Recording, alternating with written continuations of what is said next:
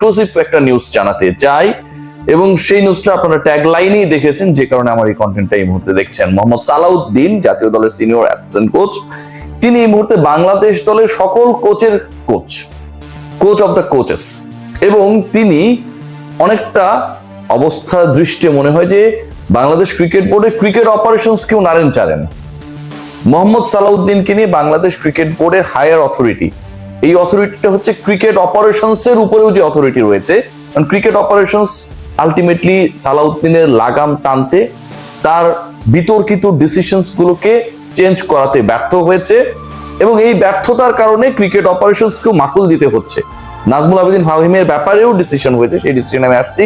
তার আগে আপনাদেরকে জানাতে চাই যে ক্রিকেট অপারেশনস এর উপরে যারা বসেস রয়েছেন, দে হ্যাভ ডিসাইডেড যে সালাউদ্দিনকে জাতীয় দলের তার দায়িত্ব থেকে সরানো হবে, এবং সেটা অতি দ্রুত। আই এম রিপিটিং, মোহাম্মদ সালাউদ্দিনকে জাতীয় দল থেকে সরানো হবে। জাতীয় দলের কোচিং স্টাফে তিনি যে রোল প্লে করছেন সেখান থেকে তাকে অফ করা হবে, এবং সেটা দ্রুত। এটা অলমোস্ট অফিসিয়াল, জাস্ট সাইন করা বাকি, ডিক্লারেশনের অপেক্ষায় রয়েছে। এর পেছনে যে কয়েকটা কারণ রয়েছে, এবং তাকে জাতীয় দল থেকে সরিয়ে বরখাস্ত করা হবে নাকি অন্য কোনো দায়িত্বে তাকে আসীন করা হবে, সেটা নিয়েও আলোচনা রয়েছে। আমার কাছে যে ইনফরমেশন রয়েছে, আপনারা যদি খেয়াল করে দেখেন, বাংলাদেশের ব্যাটিং ইউনিটের 14টা বাজানোর ক্ষেত্রে ব্যাটিং কোচের ব্যর্থতা অনেক বড় একটা কারণ।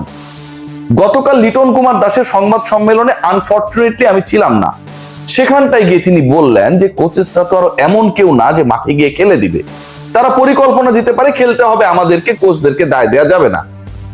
এই কথা তিনি বললেন সালাউদ্দিনের পক্ষে ব্যাট করতে গিয়ে, কারণ সালাউদ্দিন কুমিল্লা ভিক্টোরিয়ান্সের হেড কোচ, লিটন কুমার দাসকে তিনি সেই দলেরই ক্যাপ্টেন বানিয়েছিলেন, ইমরুল কায়েসকে ফর নো রিজন ট্রান্সপারেন্সি করে সরিয়ে। এই ব্যাপারটা নিয়ে ইমরুল বিভিন্ন সময় মুখ খুলেছে, আমার কাছেও ইমরুল এই ব্যাপারে কথা বলেছিল। আমার কন্টেন্টে, আমার আলোচনায় তিনি বলেছিলেন যে তাকে কিভাবে বাজেভাবে কোচের পছন্দের অপছন্দের হিসাব নিকাশ মেলাতে গিয়ে তাকে বাদ দেওয়া হয়।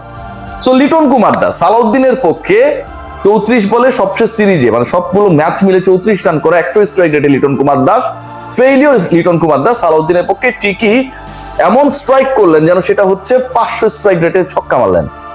কিন্তু এই লিটন কুমার দাস তিনি কোচকে বাঁচান, তার ক্রিকেটারকে এক্সপোজ করে দেন। দেখেন লিটন কিন্তু হচ্ছে, আমি আর কি বলবো, যে দুমুখো কি যেন বলে একটা, আমি নামটা ভুলে গেছি প্রাণীটার, ওই রোলে কিন্তু অনেকটা চলে গেছেন। তিনি খেয়াল করে দেখবেন যে তার ক্রিকেটারকে প্রকাশ্যে সমালোচনা করেন, শামীম হোসেন পাটোয়ারিকে তিনি প্রকাশ্যে সমালোচনা করেন গ্লোবাল মিডিয়ায়, not even in the press conference প্রেজেন্টেশনের ওই সময়টায় তিনি প্রকাশ্যে বলেন শামীম হোসেন পাটোয়ারির রেসপন্সিবিলিটি নিয়ে, হি প্লেড ইররেসপন্সিবল ক্রিকেট, এটা তিনি প্রকাশ্যে বলেন, তিনি বলেছেন। কিন্তু যখন প্রিয় কোচের নাম আসে তখন তিনি তাকে ডিফেন্ড করেন। যেই সতীর্থের সাথে ড্রেসিং রুম শেয়ার করেন, একই দলে খেলেন, একই মাঠে ফিল্ডিং করেন, একই সাথে পার্টনারশিপ করেন, সেই শামীম হোসেন পাটোয়ারিকে তিনি প্রকাশ্যে সমালোচনা করেন, কোচকে ডিফেন্ড করেন। খুব interesting. But Bangladesh cricket board, Aminul Islam Bulbul এবং তার cricket board, they are not going to defend Liton Kumar Das and Mohammad Salahuddin anymore, and this is official. এখানে কোনো কোরাম চলবে না, সিন্ডিকেট চলবে না। মোহাম্মদ সালাউদ্দিন এরই মধ্যে এমন একটা সিচুয়েশন ক্রিয়েট করেছে, যেটা আমরা শুনেছি, গুঞ্জন আকাশে বাতাসে, উপরে নিচে, ডাইনে বামে, যে গুঞ্জনটা শোনা যায়, যেখানে তিনি তার যে ব্যর্থতা, এবং এই ব্যর্থতা নিয়ে মিডিয়া তার উপর, সাধারণ মানুষ তার উপর, ফ্যান্সরা তার উপর, ক্রিকেট বোর্ডের ম্যানেজমেন্টে যারা রয়েছেন তার উপর বিরক্ত। এটা নাকি ক্রিকেট বোর্ডের একটা পার্টিকুলার কিছু বোর্ড অফ ডিরেক্টরস এর করানো, তাদের সাজানো। নিজের ব্যর্থতার দায়টাকে তিনি এভাবেও ন্যারেট করার চেষ্টা করেছেন। আশরাফুলের আলোচনা কোচ হিসেবে যখন এসেছে, তখনও নাকি ওই বোর্ড অফ ডিরেক্টরসরা কোথা থেকে এসেছেন, তাদের অরিজিন কি, আশরাফুলের সাথে তাদের সম্পর্ক ভালো দেখেই আশরাফুলের আলোচনাটাকে লাইভ করা হচ্ছে, সালাউদ্দিনকে হটানোর পরিকল্পনা করা হচ্ছে। এক সময়ে সেই দলটা নাকি কুমিল্লা ভিক্টোরিয়ান্সের রাইভাল ছিল, এসব কারণে এসব করা হচ্ছে, এরকম ডিসকাশনও নাকি বাংলাদেশ ক্রিকেট দলের ভেতরে হয়। এই আলোচনা, এই গুঞ্জন প্রকাশ্য, সবাই জানে। এই কোরাম নিয়ে আমি একা কথা বলি না, নোমান ভাই বলে, দেবদা বলে, আমি বলি, আমরা যারা খোঁজ খবর রাখি, অন্য মিডিয়ার কথাও যদি আপনারা বলেন তারাও বলে। So Aminul Islam Bulbul, end of the day, Bulbul ভাইকে নিয়ে আমরা যতই যাই বলি না কেন, তার তো ওই ক্রিকেটীয় মস্তিষ্কের জায়গাটা রয়েছে। সালাউদ্দিনের থেকে তো বেটার ক্রিকেটার ছিলেন, সালাউদ্দিনের থেকে তো বেটার ম্যানেজার ছিলেন, সালাউদ্দিনের থেকে definitely 100 times better planner Aminul Islam Bulbul, আর cricket board president, no doubt about that. Aminul Islam Bulbul তিনি যখন এই স্বাধীনতা দিয়েছিলেন যে ঠিক আছে ক্রিকেটটা ক্রিকেটের মতো করেই চলুক, I am not going two be like anyone, যিনি আসলে ইনফ্লুয়েন্স করেছিল তার এটা না করলেও চলতো, এরকম তিনি এক্সাম্পল রাখতে চান নাই। কিন্তু এমন একটা ঘটনা ঘটে গেল, আমিনুল ইসলাম বুলবুল তার যে ইমেজ, তার যে রেপুটেশন, তার যে ডিসিশন মেকিং, সবকিছুকে প্রশ্নবিদ্ধ করা হয়েছে।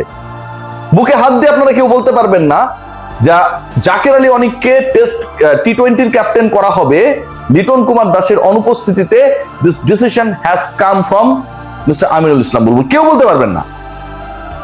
নিজেদের মতো করে এই সিদ্ধান্ত গ্রহণ করা হয়েছে, আমি যতটুকু খোঁজ পেয়েছি।